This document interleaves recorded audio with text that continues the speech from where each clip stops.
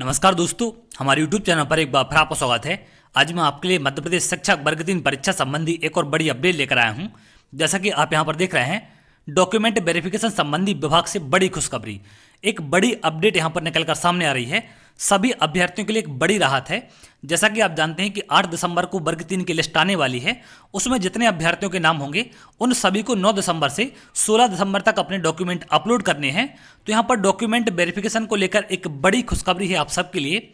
तो आप में से बहुत सारे अभ्यर्थी ऐसे हैं जिनके फॉर्म भरते टाइम गलतियां हुई थी, डॉक्यूमेंट कोई और लगाना था लेकिन गलती से कोई और सिलेक्ट हो गया। ऐसे तमाम प्रकार की गलतियां हुई हैं।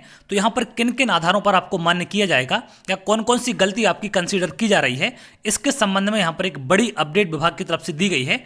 तो जैसा कि आप यहाँ देख रहे हैं, माध्यमिक शिक्षकों की भर्ती प्रक्रिया फिर परखे जाएंगे दस्तावेज ताकि गड़बड़ी ना हो, लिपि त्रुटि की वजह से नहीं होगा रिजेक्शन। तो माध्यमिक शिक्षकों का दस्तावेज सत्यापन हो चुका है, लेकिन दोबारा से इनके डॉक्यूमेंट चेक किए जा रहे हैं क्योंकि कुछ यहां पर जिला शिक्षा अधिकारियों के द्वारा ऐसी गलतियां हुई थी जिनके चलते जिन अभ्यर्थियों को कंसीडर किया जा सकता उनको भी बाहर कर दिया गया था। तो विभाग की तरफ से एक राहत भरी खबर यहां पर निकलकर सामने आई है कि कौन कौन सी गलतियां आपको मान्य करनी है, उनके संबंध में यहां जानकारी दी गई है। तो वर्ग 3 वाले अभ्यर्थियों से भी ये गलतियां हो सकती हैं या फिर आपने फॉर्म भरते टाइम ये गलतियां की थी तो आपको यहां पर कंसीडर किया जा सकता है। तो चलिए हम बात करते हैं एक एक करके। आप यहां पर देखें, इन निर्देशों के आधार पर होगा दस्तावेजों का परीक्षण।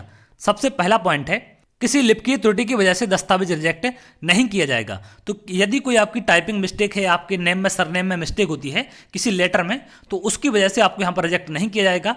अगला पॉइंट है, यदि किसी दस्तावेज को अपलोड करते समय गलत दस्तावेज अपलोड हो गया है और भौतिक सत्यापन के दौरान वैधानिक दस्तावेज प्रस्तुत किया गया है तो उसे केवल इस आधार पर अमान्य नहीं किया जाएगा कि आवेदक ने पोर्टल पर गलत दस्तावेज अपलोड किया था।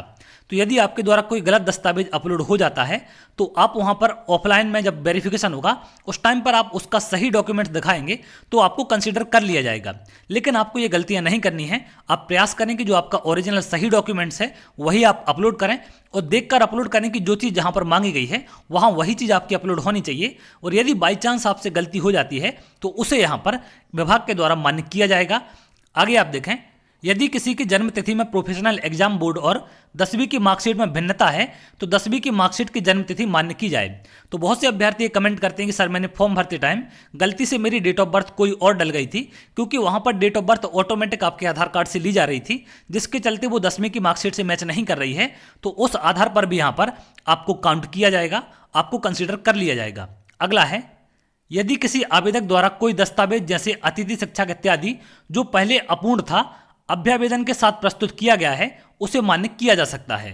अतिथि शिक्षकों के लिए भी एक इंपॉर्टेंट अपडेट है। यहाँ पर केंद्रीय विद्यालय पॉलिटिकल नगरीय विकास की शालाओं में कार्यरत अतिथि विद्वान को अनुभव का लाभ नहीं दिया जाएगा।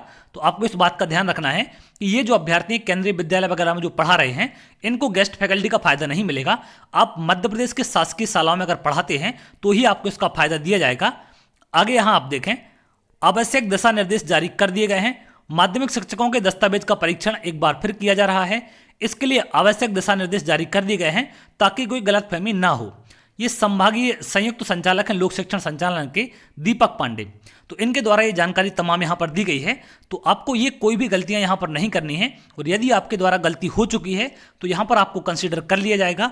कोई भी ऐसी प्रॉब्लम नहीं है। तो आप छोटी छोटी गलतियों को लेकर परेशान ना हो, विभाग आपको बहुत हद तक राहत दे रहा है और बहुत हद तक आपको सपोर्ट भी कर रहा है। तो और यदि किसी भी प्रकार की कोई गलती है तो आप उसके लिए एफिडेविट जरूर बनवा लें।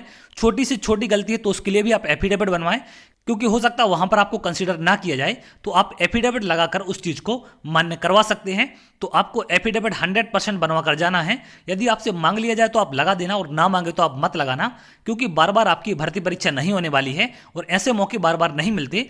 तो 50-100 रुपए के चक्कर में आप इतनी बड़ी रिस्क ना लें। आप एफिडेविट बनवा कर जाएं। कोई भी गलती है, चाहे फादर सरनेम में या आपके नेम में, कहीं पर भी किसी भी प्रकार की गलती है आप एफिडेविट बनवा कर रख लें। यदि मांगा जाए तो आप दे देना, उसमें ज़्यादा टाइम नहीं लगता। मुश्किल से आप 1 घंटे के अंदर आपका बनकर तैयार हो जाएगा। तो सभी अभ्यर्थी जिनको किसी भी प्रकार की कोई दिक्कत है आप लोग एफिडेविट बनवा कर जरूर ले जाएं। तो चलिए आगे जो भी अपडेट निकलकर सामने आएगी वो आपसे जरूर शेयर करेंगे। अगर आप ऐसी जानकारी चाहते हैं तो हमारे चैनल के साथ जुड़ सकते हैं जिससे और भी इंपॉर्टेंट अपडेट आपको मिल सके। तो बहुत जल्द अगले वीडियो में मिलेंगे, तब तक के लिए बहुत बहुत धन्यवाद।